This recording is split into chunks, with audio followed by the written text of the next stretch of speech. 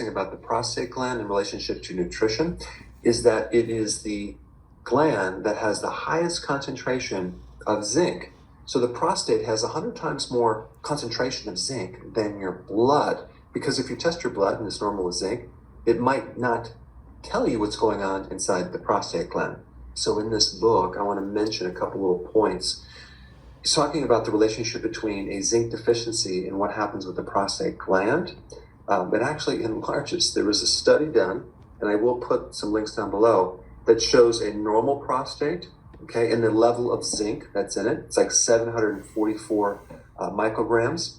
And then you have a mild hypertrophy or enlarged prostate gland that had a lesser amount of zinc, which is 486 micrograms.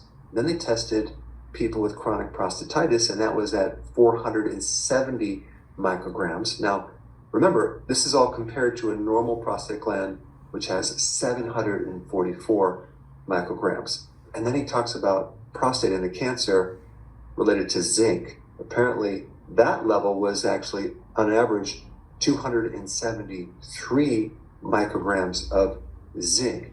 So we have this relationship between a zinc deficiency and inflammation in the prostate gland, enlargement of the prostate gland, and susceptibility to getting prostate cancer. Very, very interesting. The other point I want to bring up about this is that you have a very powerful form of testosterone, okay, called DHT.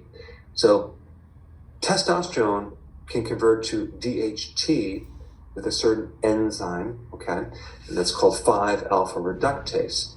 And so there are certain medications that inhibit that enzyme to help reduce DHT for male pattern baldness, prostate hypertrophy, erectile dysfunction, because too much of that hormone, DHT, can create bad effects. But what's interesting about that is zinc is a natural inhibitor of that enzyme. Fascinating. And we also know that people with low testosterone are usually zinc deficient. So zinc is the most important trace mineral to make sure your testosterone is high, make sure that the fertility of sperm is there, and to make sure that the size of the prostate is maintained. Now it's going to get more interesting. Why would someone be deficient in zinc? That's the big question, okay? I'm going to go through the reasons. They don't consume enough red meat. Now think about this. What is the big push now with especially men as they get over age 50? Don't consume red meat. Red meat is bad. Well, they never differentiate the quality of red meat, okay? They lump red meat into one group. They don't differentiate between processed meats and grass-fed organic. They just lump it into one big concept and tell you to get off red meat, and they tell you to lower your cholesterol in foods, which happen to be the building block of testosterone. And then what do they tell you to eat?